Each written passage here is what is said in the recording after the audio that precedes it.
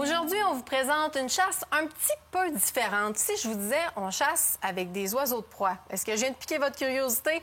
Sûrement, parce qu'en tout cas, moi, ça a piqué la mienne au point où on a fait venir Joanie et Geneviève en studio. Bonjour les filles, Bonjour. Comment ça va? Bonjour. Vous faites partie de l'Association des fauconniers et hauturiers du Québec, c'est bien ça? Oui, exactement. J'aimerais ça que tu m'en parles un petit peu, Geneviève, de l'association. Qu'est-ce que vous faites et ça consiste en quoi? Mais en fait, l'association essaye de regrouper les passionnés de la fauconnerie, des oiseaux de proie. On organise des activités à chaque année, plusieurs sorties avec les oiseaux de proie. Puis on essaie d'encadrer les gens qui s'intéressent à ce sport pour mieux comprendre c'est quoi la fauconnerie, c'est quoi la chasse à l'aide d'un oiseau de proie et pas juste avoir un oiseau chez soi, avoir comme un perroquet animal de compagnie. C'est vraiment pour promouvoir la chasse. L'association a quand même une longue histoire, plus longue que la fauconnerie québécoise. Okay. L'association a été établie en 1989. Wow. Alors quand même une belle durée avec des passionnés au début qui a parti l'idée de promouvoir comment chasser à l'aide d'un oiseau de proie. Et aujourd'hui, c'est quelque chose qui est pratiqué parmi la province, parmi le pays et parmi le monde pour partager le sport. Et pourtant, c'est quand même méconnu. On compte combien de fauconniers, autoursiers, je ne sais pas comment on a le vrai terme, mais de chasseurs avec des oiseaux de proie, en fait, mettons au Québec? Oui, bien au Québec, c'est pas un grand nombre.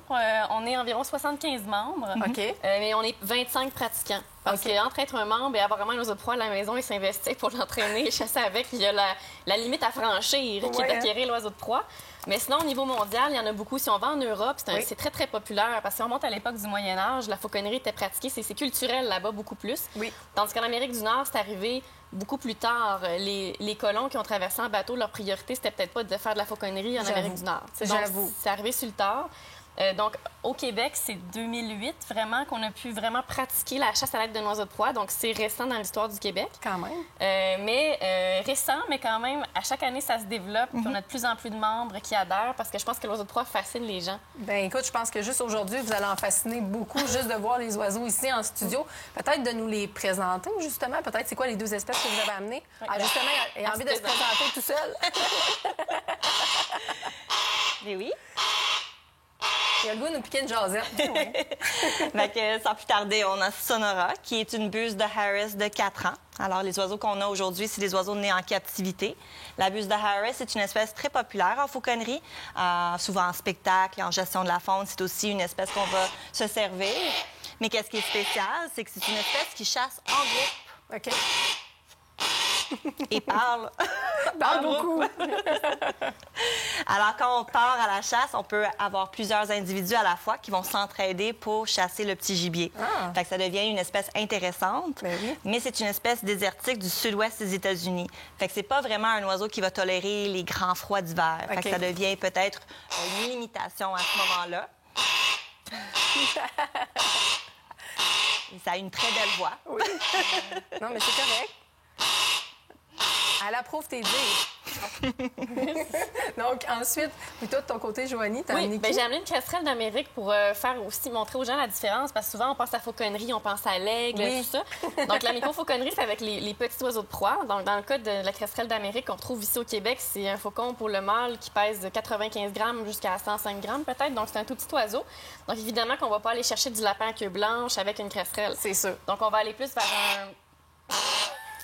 On va aller plus vers les tourneaux sansonnets, vers le moineau domestique, donc des espèces d'oiseaux, de petits oiseaux. Donc, c'est plus pour le spectacle aérien. Donc, c'est une dynamique totalement différente, mais qui se fait aussi. Et parfois, les gens, c'est plus facile pour eux d'avoir une cresserelle peut-être que d'avoir une buse à la maison. Oui. Et ça se fait tout à fait. Les deux se font très bien. Écoute, demain matin, on veut devenir fauconnier. On commence par où? Parce que c'est sûr que ça se fait pas du jour au lendemain. Effectivement. En premier lieu, je pense que c'est pour devenir fauconnier, c'est pas comme aller passer son tour de permis d'armes à feu. C'est-à-dire que c'est pas une fin de semaine, puis on a le permis, puis on y va. Puis c'est correct que ce soit comme ça parce que c'est vraiment un long apprentissage, savoir comment suivre d'un oiseau de proie. Okay. Donc, il faut suivre un fauconnier. Donc, ça prend un mentor sur une période d'une saison de chasse complète. Ça peut aller jusqu'à 1 an. Puis ensuite de ça, il peut signer les papiers pour le ministère de la Faune, de la Forêt et des Parcs. On reçoit donc le permis qui nous permet de garder en captivité un oiseau de proie. C'est la première étape. On va vraiment aller chercher. Et souvent, dans cette étape-là, beaucoup de gens vont se dire, ouais, finalement, tu sais, ça avait l'air le fun, mais finalement, je vais peut-être attendre mon tour parce que ça prend une volière, ça prend du temps. C'est ça, hein? C'est un investissement. Pour que l'oiseau soit efficace à la chasse, il faut qu'il soit autant, sinon plus en forme qu'un oiseau de proie sauvage, parce qu'il va aller attaquer le même gibier. Ben oui. Donc, il faut qu'il tire son épingle du jeu un peu. Ben là. oui. Donc, ça prend beaucoup d'investissement de temps de la part du fauconnier. Ça, c'est certain. Et si on veut un petit peu plus... Mais oui, mais il est d'accord avec ce que vous dites. C'est correct, c'est parfait, ça. Si on veut en savoir un petit peu plus, puis on veut avoir des informations, participer à vos activités, peut-être pour pouvoir en apprendre davantage, on se dirige à quel endroit? Oui, bien, en ligne, en fait, on peut se rejoindre sur acfa.org, ORG. Sinon, sur notre page Facebook, Association québécoise des fauconniers et autoursiers. Puis, en fait, le 2 avril prochain, nous allons organiser une initiation à la fauconnerie. C'est en fait la FDCP puis la bourse de Héritage Faune qui nous a permis d'offrir cette formation plus initiation. C'est quoi la fauconnerie? C'est quoi les espèces?